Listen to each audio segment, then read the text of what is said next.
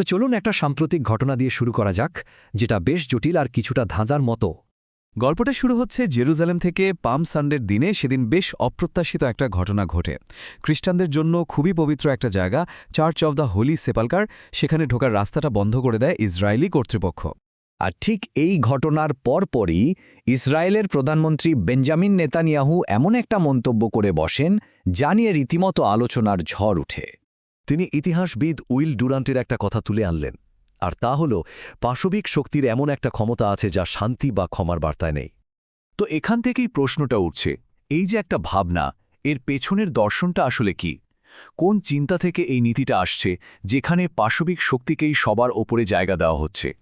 এখন ব্যাপারটা বেশ ইন্টারেস্টিং, কারণ এই সোর্স ম্যাটেরিয়ালটা বলছে যে এখানে আসলে দুটো ভিন্ন বিশ্ব দর্শনের মধ্যে একটা সংঘাত চলছে।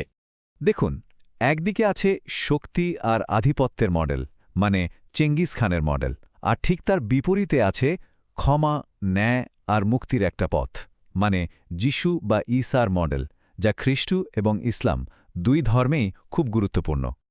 তো এই যে তুলনাটা করা হচ্ছে, এর গুরুত্বটা ঠিক কোথায়? সেটা বুঝতে হলে চেঙ্গিস খানের ইতিহাসটা একটু খতিয়ে দেখা দরকার। মঙ্গলদের অভিযানগুলো কিন্তু শুধু রাজ্য জয়ের জন্য ছিল না, এগুলোকে বলা হয় সিস্টেম্যাটিক জেনোসাইড, মানে পরিকল্পিত গণহত্যা। অনেক জায়গায় জাতিগতভাবে নির্মূল করার মতো ঘটনাও ঘটেছে। বোখারা, সমরখন্দের মতো বড় বড় শহর একেবারে ধ্বংস করে দেয়া হয়েছিল। সেই সময়ের একজন পারস্য ইতিহাসবিদ আতা মালিক জুভাইনি কি লিখেছিলেন শুনুন। তিনি বলেছিলেন, তারা এলো, সব তছনছ করল, পুড়িয়ে দিল, হত্যা করল, তারপর চলে গেল। এর থেকে ভয়ঙ্কর বর্ণনা আর কি হতে পারে? আর এই ধ্বংসের ধারা কিন্তু থামেনি। চেঙ্গিস খানের নাতি হালাকু খান যখন বাগদাদ আক্রমণ করে, তখন যা হয়েছিল তা শুনলে শিওরে উঠতে হয়।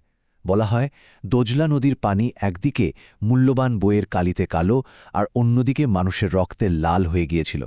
ভাবা যায়, একটা গোটা সভ্যতার জ্ঞান আর জীবনকে যেন ভাসিয়ে দেওয়া হলো। তো চেঙ্গিস খানের এই ছায়া বা ইতিহাসের সঙ্গে আজকের রাজনীতির যোগসূত্রটা কোথায়?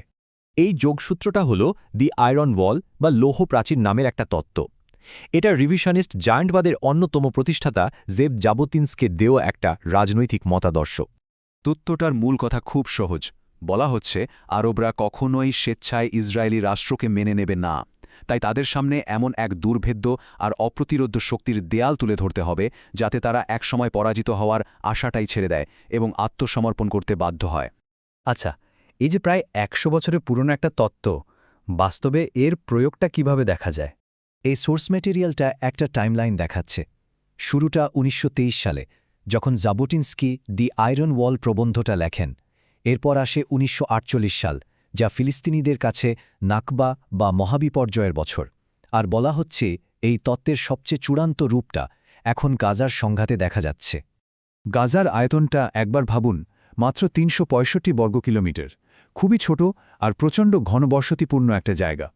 আর সোর্স বলছে, এই সংঘাতের ফলে যে মানবিক বিপর্যয় ঘটেছে, তাতে জায়গাটা এখন একটা বিশাল কবরস্থানের মতো হয়ে গেছে। সোর্স অনুযায়ী এখানে লক্ষ্যটা শুধু সামরিক বিজয় নয়, লক্ষ্যটা তার চেয়েও অনেক বড়। যেমন একটা গোটা জনগোষ্ঠীকে মানসিকভাবে পঙ্গু করে দেওয়া, একটা জাতি হিসেবে তাদের পরিচয় বা অস্তিত্বকেই মুছে ফেলার চেষ্টা করা, অনেকটা ইতিহাসের সেই পুরনো বিজেতাদের মতোই। সবশেষে সোর্সে ফিরে যাওয়া যাক, সেই চেঙ্গিস খানের তুলনাতে। এখানে একটা বেশ জোরালো সমালোচনাও তুলে ধরা হয়েছে। দেখুন, একদিকে নেতানিয়াহু নিজেকে পাশ্চাত্য সভ্যতার রক্ষক বা একজন শক্তিশালী সম্রাটের মতো করে দেখাতে চান, কিন্তু লেখকের সমালোচনাটা ঠিক উল্টো। তিনি বলছেন, এই কৌশলগুলো ইতিহাসের সবচেয়ে বর্বর সময়কে মনে করিয়ে দেয়।